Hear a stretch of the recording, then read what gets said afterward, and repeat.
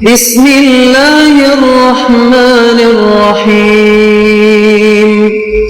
یا ایہا الذین آمنوا اتقوا اللہ ولتنظر نفس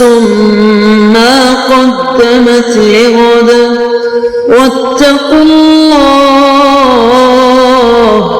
ان اللہ خبیر بما تعملون۔ اے ایمان والو،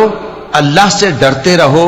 اور ہر شخص کو دیکھنا چاہیے کہ اس نے کل یعنی آخرت کے لیے کیا سامان بھیجا ہے،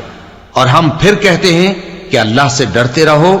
بے شک اللہ تمہارے سب اعمال سے خبردار ہے۔ بسم اللہ الرحمن الرحیم، الحمد للہ رب العالمین، والصلاة والسلام على اشرف الانبیاء والمرسلین وعلى آلہ واصحابہ اجمعین ومن تبعہم بإحسان الى یوم الدین۔ قابل صد احترام حضرات شائقین و شائقات سچا پیغام، السلام علیکم ورحمۃ اللہ وبرکاتہ۔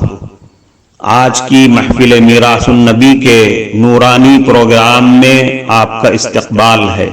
اہلا و سہلا مرحبا۔ ہم آپ تمام حضرات و مستورات کا خیر مقدم کرتے ہیں۔ محترم حضرات و خواتین، تعلیم کا آغاز ہو رہا ہے۔ سب سے پہلے آداب تعلیم کا لحاظ کرتے ہوئے تعلیم کی طرف متوجہ ہو جائیں۔ پورے دھیان سے سننا، عمل کی نیت سے سننا اور تبلیغ کی نیت سے سننا، یعنی سنی ہوئی باتیں دوسروں تک پہنچانے کے جذبے سے سننا۔ چند خاص آداب تعلیم ہیں، امید ہے کہ آپ حضرات ان آداب کا ضرور خیال رکھیں گے، جزاکم اللہ۔ بسم اللہ الرحمن الرحیم۔ حضرت ابو امامہ رضی اللہ عنہ سے روایت ہے کہ رسول اللہ صلی اللہ علیہ وسلم نے ارشاد فرمایا، جو آدمی ہر فرض نماز کے بعد آیت الکرسی پڑھ لیا کرے، اس کو جنت میں جانے سے صرف اس کی موت ہی روکے ہوئے ہے۔ ایک روایت میں آیت الکرسی کے ساتھ ساتھ سورہ اخلاص یعنی قل هو اللہ احد پڑھنا بھی ثابت ہے، یعنی جو آدمی آیت الکرسی اور قل هو اللہ احد نماز کے بعد پڑھ لے تو جنت میں جانے سے صرف موت روکے ہوئے ہے۔ حضرت حسن ابن علی رضی اللہ عنہما روایت کرتے ہیں کہ رسول اللہ صلی اللہ علیہ وسلم نے ارشاد فرمایا، جو آدمی فرض نماز کے بعد آیت الکرسی پڑھ لیتا ہے وہ دوسری نماز تک اللہ تعالیٰ کی حفاظت میں رہتا ہے۔ حضرت ابو موسیٰ رضی اللہ عنہ روایت کرتے ہیں، رسول اللہ صلی اللہ علیہ وسلم نے ارشاد فرمایا، جو آدمی 2 ٹھنڈی نمازیں پڑھتا ہے وہ جنت میں داخل ہوگا۔ 2 ٹھنڈی نمازوں سے مراد فجر اور عصر کی نماز ہے۔ فجر ٹھنڈے وقت کے اختتام پر پڑھی جاتی ہے اور عصر کی نماز ٹھنڈک کی ابتدا پر ادا کی جاتی ہے۔ ان دونوں نمازوں کا خاص طور پر اس لیے ذکر فرمایا کہ فجر کی نماز نیند کے غلبے کی وجہ سے اور عصر کی نماز کاروباری مشغولیت کی وجہ سے پڑھنا مشکل ہو جاتا ہے، لہذا ان 2 نمازوں کا اہتمام کرنے والا آدمی یقیناً باقی تینوں نمازوں کا اہتمام بھی آسانی سے کر لے گا۔ حضرت رویبہ رضی اللہ عنہ فرماتے ہیں،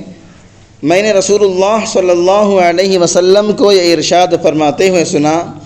جو آدمی سورج نکلنے سے پہلے اور سورج غروب ہونے سے پہلے یعنی ڈوبنے سے پہلے نماز پڑھتا ہے، یعنی فجر کی نماز اور عصر کی نماز، وہ آدمی جہنم میں داخل نہیں ہوگا۔ حضرت مسلم ابن حارث تمیمی رضی اللہ عنہ فرماتے ہیں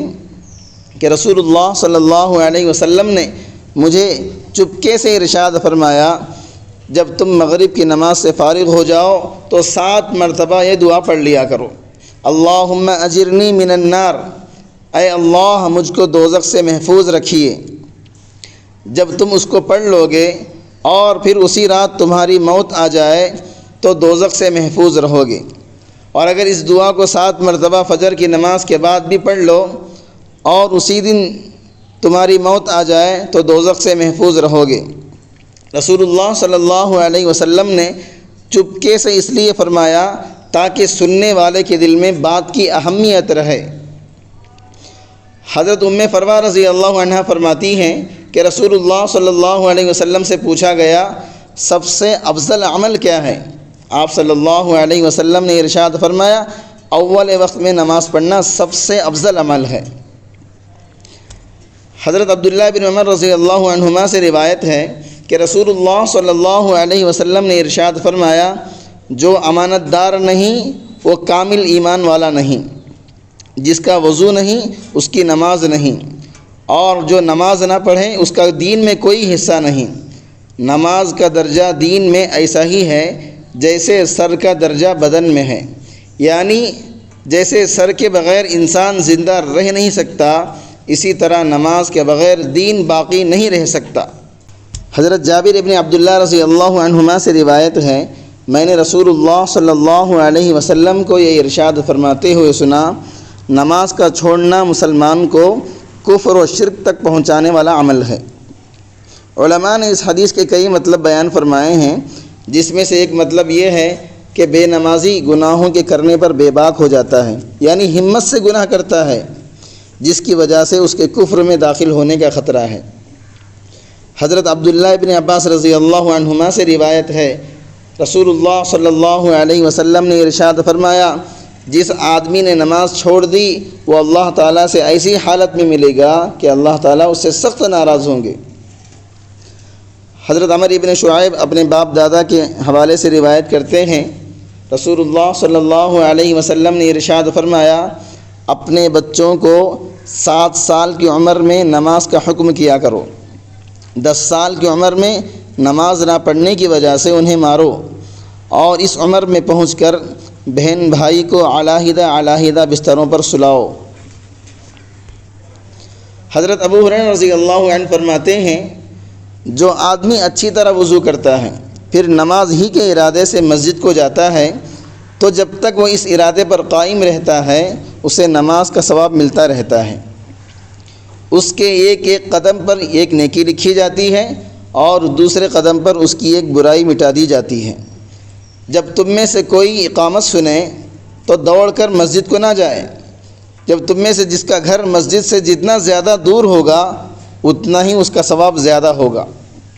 حضرت ابو ہریرہ رضی اللہ عنہ کے شاگردوں نے یہ سن کر پوچھا حضرت گھر دور ہونے کی وجہ سے ثواب زیادہ کیوں ملے گا؟ فرمایا اس لیے کہ قدم زیادہ ہوں گے،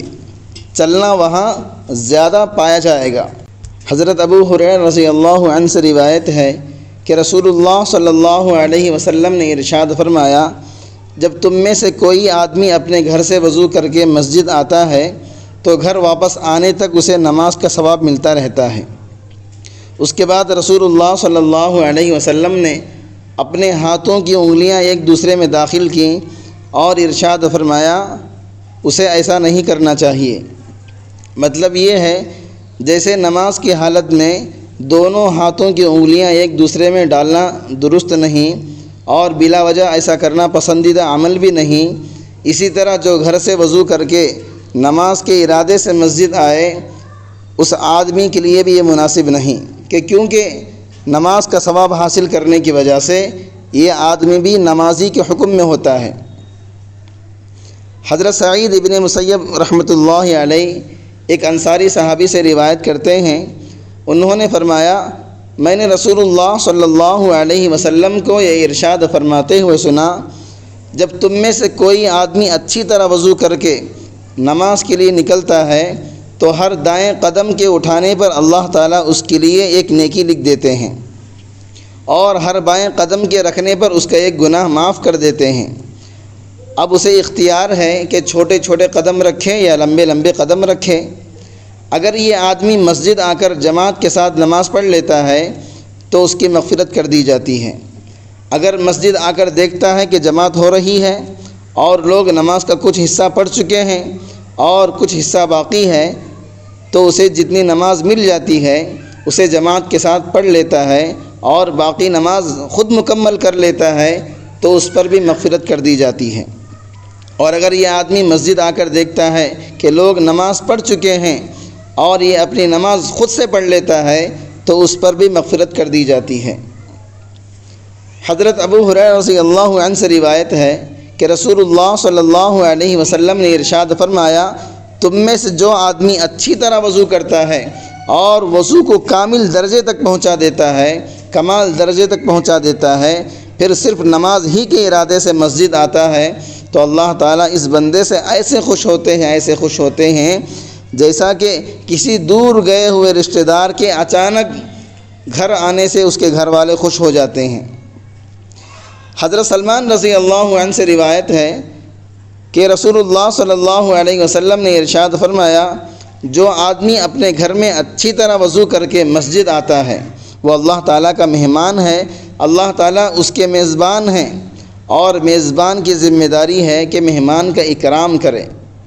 حضرت ابو سعید خدری رضی اللہ عنہ سے روایت ہے کہ رسول اللہ صلی اللہ علیہ وسلم نے ارشاد فرمایا، کیا میں تمہیں ایسی چیز نہ بتلاؤں جس کے ذریعے اللہ تعالیٰ گناہوں کو معاف فرما دیتے ہیں اور نیکیوں میں اضافہ فرماتے ہیں؟ صحابہ رضی اللہ عنہم نے عرض کیا، اللہ کے رسول ضرور بتلائیے۔ آپ صلی اللہ علیہ وسلم نے ارشاد فرمایا، طبیعت کی ناگواری کے باوجود، مثلا سردی کے موسم میں اچھی طرح وضو کرنا، مسجد کی طرف کثرت سے قدم اٹھانا، اور ایک نماز کے بعد دوسری نماز کے انتظار میں رہنا۔ جو آدمی بھی اپنے گھر سے وضو کر کے مسجد میں آئے اور مسلمانوں کے ساتھ جماعت کے ساتھ نماز پڑھے، پھر اس کے بعد والی نماز کے انتظار میں بیٹھ جائے تو فرشتے اس کے لیے دعا کرتے رہتے ہیں، اے اللہ اس کی مغفرت فرما دیجئے، اے اللہ اس پر رحم فرمائیے۔ حضرت عقبہ ابن عامر رضی اللہ عنہ سے روایت ہے کہ رسول اللہ صلی اللہ علیہ وسلم نے ارشاد فرمایا، جب کوئی آدمی اچھی طرح وضو کرتا ہے پھر مسجد آ کر نماز کے انتظار میں رہتا ہے تو اس کے اعمال لکھنے والے فرشتے ہر اس قدم کے بدلے جو اس نے مسجد کی طرف اٹھایا 10 نیکیاں لکھتے ہیں، اور نماز کے انتظار میں بیٹھنے والا عبادت کرنے والے کی طرح ہے، اور گھر سے نکلنے کے وقت سے لے کر گھر واپس لوٹنے تک نماز پڑھنے والوں میں شمار کیا جاتا ہے۔ کفارہ مجلس کی دعا پڑھ لیجئے۔ سبحانك اللهم وبحمدك أشهد أن لا إله إلا أنت أستغفرك وأتوب إليك۔ معزز حضرات و خواتین، ہم آپ کے بے حد شکر گزار ہیں کہ آپ نے محفل میراث النبی صلی اللہ علیہ وسلم میں شرکت کے لیے اپنا قیمتی وقت فارغ کیا ہے۔ اللہ تعالیٰ آپ کو خوش و خرم رکھے، آمین۔ جو حضرات نئے ہیں وہ سچا پیغام چینل کو سبسکرائب کر کے وہاں پر لگی گھنٹی کے نشان کو ضرور دبا دیں تاکہ آپ کو ہمارے ہر ضروری اور مفید پروگرام کی اپڈیٹس ملتی رہے، اور ہمارا ہر پروگرام لائک کرنے کے ساتھ ساتھ دوسروں کو شیئر بھی کرتے رہیں۔ اس سے آپ کو صدقے کا ثواب ملے گا، کیونکہ حدیث کے مطابق اچھی باتیں پھیلانا صدقہ ہے۔ اللہ تعالیٰ آپ کو خوب جزائے خیر عطا فرمائے۔